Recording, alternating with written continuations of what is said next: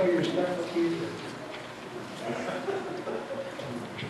Do a little housekeeping. It's good to be back with you guys, and there's a good excitement in the church. It's kind of fun to observe. Kind of look around and see faces of all different ages, and that's not true in a lot of churches. And you have little ones like this that are helping to lead worship, and that's not easy, by the way. If you've ever stood up and tried to sing in front of people, that's a tough audience, and they did a great job. And you got folks sort of a little younger than me leading in worship, and that's amazing because there are lots of churches where that just does not happen. And there are churches where people that age and younger are just fluid. And so you guys are doing something right, and it's encouraging because I'm encouraged by churches that grow because the church is where it's at as far as God's plan. And being a part of God's plan is what we've been talking about last week and this week. The cost of discipleship and what does it mean when you do things like get baptized or take the Lord's Supper. And so today I want to continue a journey that we began last week with Jesus and his disciples, walking down a road with Jesus towards Jerusalem, towards a place where he's going to really experience some pretty bad things, some suffering and death and vindication, yes. And the text that I'm going to read in just a moment, Jesus, for the third time, will predict his impending circumstance to his disciples. He will very clearly say, this is what's going to happen to me when I get to Jerusalem. And remarkably, but almost predictably by this time in the story, the disciples are still missing the point. They're not really hearing what Jesus is saying. And I wonder sometimes if I'm like that. If I'm just sort of going through the motions, not really hearing what Jesus has called me to be and what he's called me to do. The disciples are still competing for first place. They're trying to outwit and outmaneuver each other, trying to dominate and not serve, and not really understanding the significance of suffering and how that is connected to what God needs to do to bring about vindication and victory. The text that I will read in a moment comes from Mark chapter 10, beginning with verse 32. It's the third of three passion predictions that Mark records in his gospel. And once again, it's a passage that sort of forces us to think hard about what Christians, or who Christians serve, let me put it that way. That we have a servant for a Lord. It's a passage which forces us to reflect on how we define greatness and what greatness really means and how we should attain greatness. And it's a passage which points to the very, very tremendous price that was paid for our salvation. I'm reading in Mark chapter 10, beginning in verse 32. They were on their way up to Jerusalem, with Jesus leading the way, and the disciples were astonished, while those who followed were afraid. Again, he took the 12 aside, and he told them what was going to happen to him. "We are going up to Jerusalem," he said, "and the Son of Man will be betrayed to the chief priests and to the teachers of the law. They will condemn him to death, and will hand him over to the Gentiles, who will mock him and spit on him, and flog him and kill him. And 3 days later he will rise." And then James and John, the sons of Zebedee, came to him and said, "Teacher, we want you to do for us whatever we ask." "What do you want me to do for you?" he said. And they replied, "Well, let one of us sit at your right and the other at your left when you come into your glory." "You don't really know what you're asking," Jesus said. "Can you drink the cup that I drink or be baptized with the baptism I am baptized with?" "We can," they answered. And Jesus said to them, "You will drink the cup I drink and be baptized with the baptism I am baptized with. But to sit at my right or my left is not for me to grant. These places belong to those for whom they've been prepared." And when the 10 heard about this, they became indignant with James and John. And Jesus called them together and said, "You know that those who are regarded as rulers of the Gentiles lord it over them, and their high officials exercise authority over them. Not so with you. Instead, whoever wants to become great among you must be your servant, and whoever wants to be first must be a slave of all. For even the Son of Man did not come to be served, but to serve, and to give his life as a ransom for many. My children are grown now, but one of the most frustrating experiences I ever have had as a parent is the need to constantly remind them of things. To say, do this over and over and over again. Clean your room, pick up your toys, do this. And it never really ends. My son is 23 years old and he lives in Austin, Texas. But he drives a car that's registered in my name, and I keep getting toll bills for his driving. And I've told him, I don't care how you get where you're going, just don't go on the toll road. And he never seems to remember that. I have to remind him constantly. It's kind of frustrating. Maybe I'm just too tough on him. I don't know. Thanks. That's sort of the feeling, I think, that Jesus must have had as he traveled down the road with these disciples. That in his humanness, he was probably frustrated that he had to tell them over and over and over again about what must be, what has to be, and them never really getting it. All along this journey, Jesus has had to deal with the full range of emotions that every human being has. I mean, we could look at the whole of the Gospel of Mark, but just in chapter 10, Jesus has had pain and puzzlement over the hard-heartedness of Pharisees and their questions about the nature of family and divorce. He's felt joy and encouragement when children come willingly rushing into his presence, but he's had to then face the indignation over false self-importance of the disciples who sought to block those children. He felt love for a potential follower who comes seeking advice, and probably despair when that same potential follower walks away when he hears about what he has to do, which is sell everything and give it to the poor. The whole of chapter 10 is a roller coaster ride of emotional ups and downs, but perhaps the most difficult letdown, the most difficult moment for Jesus is the tremendous disappointment brought to him by his own disciples, those who have been closest to him, those who come to church every Sunday. Their ability to disappoint Jesus never really ceases to amaze me. But if I'm honest with myself, my ability to disappoint Jesus never ceases to amaze me. But Jesus never stops. The text says Jesus never stops leading the way, never stops urging us forward, never stops encouraging his disciples to follow, never ceases from walking out in front and moving forward with confidence, certain of what he has to do, certain of the trial that he has to go through, but also certain of the vindication that he will experience. Each of those things is a part of what Jesus understands as his purpose.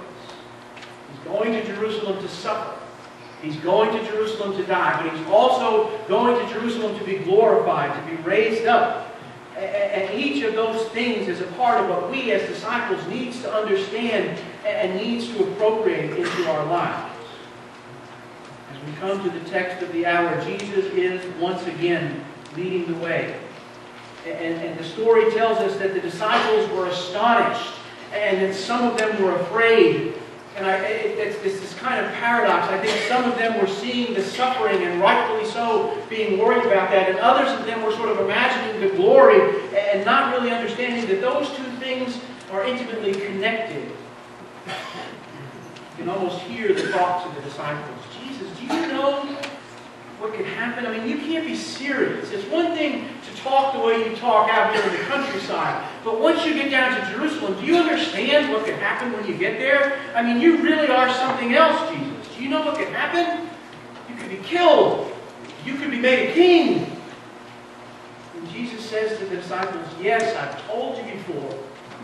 I've told you this at least twice on this journey that we've made. I've told you, I understand, yes, I understand, but now I need to remind you. Let me tell you one more time. I'm going to Jerusalem. I'm going to be betrayed, which means one of you is going to turncoat on me. The chief priests and the teachers of the law will arrest me. I'll be condemned to death. I'll be handed over to Gentiles. I'll be mocked, spit on, flogged, killed, and 3 days later I will rise. Do I know what's going to happen, Jesus said? Yeah, I know what's going to happen, but it doesn't seem that you really understand what's going to happen. If I have to be reminded by you, it seems like I need to remind you. What lies ahead for me, what distinguishes me, and what should distinguish my followers is people who understand the connection between suffering and glory. People who understand the connection between the victory that's won on the cross and the vindication that comes in the resurrection. Sacrifice and self-denial and cross-bearing are all part of the equation. Let me remind you again, one more time, Jesus says, to know and to understand me requires that you accept my destiny as a Messiah who dies for others, and that you accept that same destiny for yourself. And tragically, while Jesus draws near to his ordeal, the disciples do not really want to draw any nearer to understanding. The very first words out of their mouths, the very first response to that rather ridiculously difficult call for discipleship comes from two of those who are the closest. Two of those who would be part of the inner circle. The first they were called as disciples. The ones who were there at the Transfiguration. The ones who were the key people in his ministry. James and John come sliding up with this request, which echoes the similar kinds of difficulty of understanding that we saw in chapter 8 with Peter last week, and that we didn't get a chance to look at in chapter 9, when the disciples are quibbling about who is the greatest. And they come up like brazen fortune hunters asking for guarantees of prominence in the kingdom. And they want to be the elite of the elites. They want to rule over an earthly empire. And they want to sit at the right and left of Jesus, and they don't really realize that those are places that aren't really designed for them. It's not for Jesus even to say who will be there. They don't really understand that Jesus' reign begins on a cross. And they're not vying for those positions. They're not lobbying to be the first to follow Jesus in a self-giving death. They want to be first even among the disciples. And while Jesus is talking about all that he's supposed to give, the disciples, James and John, come up with a shopping list of all that they want to get. The absurdity of the scene brings the judgment on the cross upon our selfish ambition and our maneuvering for position and power. John Stott, in his book, The Cross of Christ, put it this way. Our world, and yes, even the church, is full of Jameses and Johns, go-getters and status seekers, hungry for honor and prestige, measuring life by achievements and everlastingly dreaming of success. And the long and short of it is this. James and John envisioned for themselves positions of power that were not unlike their pagan overlords, the Romans. And despite the warnings of Scripture, pagan values continue to seep into the church and govern our actions. And what that means is that churches become like little spiritual fast food franchises. And we sort of try to get as many people as we can come, and it's all about the numbers. And we don't really care about what the church is doing. We just care about what our church is doing. How many have we served? How many people are coming through our doors? When was the last time you prayed for the other churches in this town? When was the last time you prayed for them and wished them success and that they would have people streaming in the door? The tragic irony of this text is that while the risen Christ is reminding us of what it means to be a disciple, the church is more often than not caught up in its own ideas about the appearance of success and the feeling of power and the facade of greatness without really counting the cost. And Jesus' response to the request is contrasted with the other disciples. His grace is juxtaposed to their indignation. Jesus' response is an invitation to discipleship. It's pretty familiar words. Can you drink the cup that I'm going to drink? Can you be baptized the way I'm going to be baptized? Can you be immersed in the suffering that is going to come? And we, no less than Mark's original readers, we recognize the symbolism of Lord's Supper and baptism. But what should startle us, what should make us really sit up and pay attention, is the flippant response of James and John. That they sort of just flippantly say, yeah, we can do that, no problem. We can do all those things. And like those of us who take the bread and wine without really letting Christ take hold of our life. For those of us who've been through the waters of baptism, we're really still not living life sold out to Jesus. James and John said yes to something that they can't or won't comprehend, and they're seeking the glory without understanding the suffering, and they want the privilege without the pain, and they want positions of power without going through the plan of discipleship. But you see, Jesus' life and his teachings turns everything we understand about greatness on its head. Self-giving service is really the only greatness that is recognized by God. It's only those who give themselves for others will really be seen as great in the kingdom of God. Jesus invites me, he invites followers to join him in becoming great and doing great things, but not in the way that the world judges greatness. Rather, how God judges greatness. Martin Luther King said it best, I think. He said, everybody can be great because anybody can serve. You don't have to have a college degree to serve. You don't have to make your subject and verb agree to serve. You don't have to know Plato and Aristotle. You don't have to know Einstein's theory of relativity. You don't have to know the second theory of thermodynamics and physics. You only need a heart full of grace and a soul generated by love. And the last word, the absolute underlining, bold-faced word of Jesus' discussion with his disciples manifests the attitude of the Lord come to serve. It's a ransom statement. A terse, compact, powerful explanation for his impending death. It is a metaphor which describes my predicament and his sacrifice, and it implies that we are enslaved to sin, and that it is impossible for me to ever pay the price for my own freedom. Someone else has to pay. Jesus' death is not some tragic accident. It's not just a courageous martyrdom, but it is a supreme act of sacrifice for all of humankind. And we need to understand the implications of why this ransom statement is attached to this discussion and teaching about discipleship. It's more than just a simple statement about Jesus' atoning sacrifice. I mean, that's there. Jesus is paying the price. But it is also strength for living the life of discipleship. By his very life, by his very blood, he infuses us with the power to be what we are supposed to be and to do the things that we are supposed to do. The lives that we live are not our own. They are Jesus' life in this world. We, in a very real sense, become the presence of God to those around us because of the power of his atoning sacrifice. The only way that disciples can possibly live up to Jesus' demand is to realize that he has gone before us, he has broken through, and he has cleared the way for us to follow. One of my favorite New Testament scholars, a man by the name of Edward Schweitzer, in explaining this story, says, Jesus here is like a man who is cutting a path through the jungle, and he is leading prisoners to freedom and to life, and upon his arrival at that destination, he dies from the struggle. He dies for the many, but they were with him along the march, and only he was strong enough to break through, but they had to follow. The fact that Jesus has broken through, the fact that Jesus has gone through, does not absolve me or you or anybody that calls themselves disciples from following that same path. That ransom statement connects the death of Christ with our following. We are not our own. We are bought with a price. We still have to follow the way chosen by Jesus and not by us.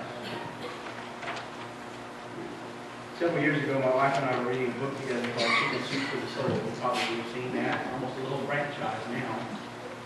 There's a story in there that I think illustrates exactly what I'm talking about. It's a story about a family, mother and father, daughter. The mother and father were killed tragically, and she was living with her grandmother. And in their little house, there was a fire in the house.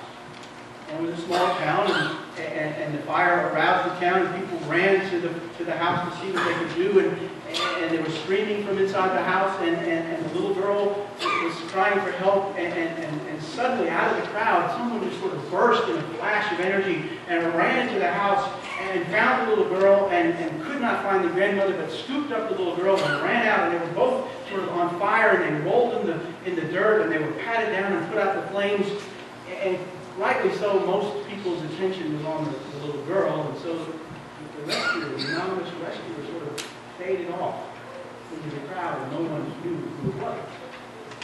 And there was this little girl who needed to be taken care of and dealt with, and so the town had a town meeting, and people began to sort of make their case for why they should take this little girl and take care of her. The school teacher came forward and said, well, I'm not rich, but I have an education, and she would never want her education. I would teach her everything, and she would learn the value of an education. The banker came forward and said, well, I've got money, and she would never want for anything, and I would pay for the best schools, and I would send her to the best training. She should come and live with me. And the farmer said, well, she would learn the value of work if she came and lived with us, and she'd have plenty of good food, and she'd learn the value of a day's labor, and on and on and on and on.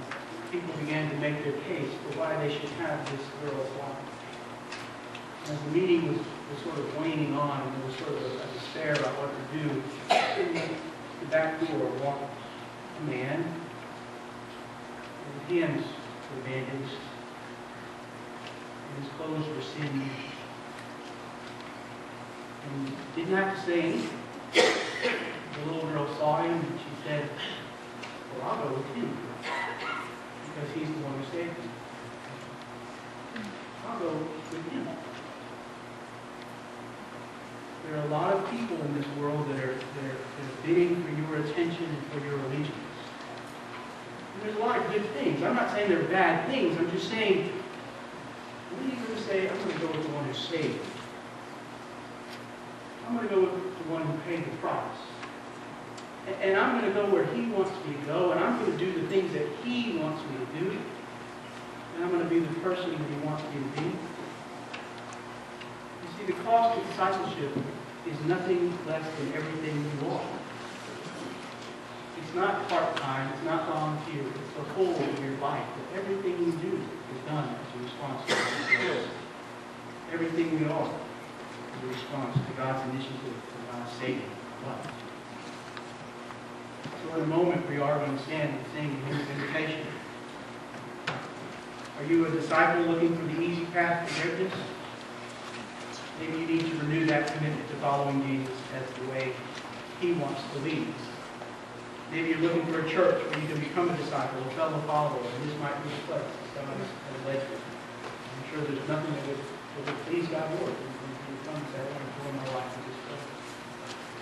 Most of all this morning, you don't need to let this moment pass, because Jesus is standing here with wounded hands. And he's saying, I'm the one who saved you. I'm the one who paid the price. Won't you follow me? Won't you be what I want you to be? Do the things that I want you to do. I don't know how God is speaking to you, but I know that he is. That you cannot come into God's presence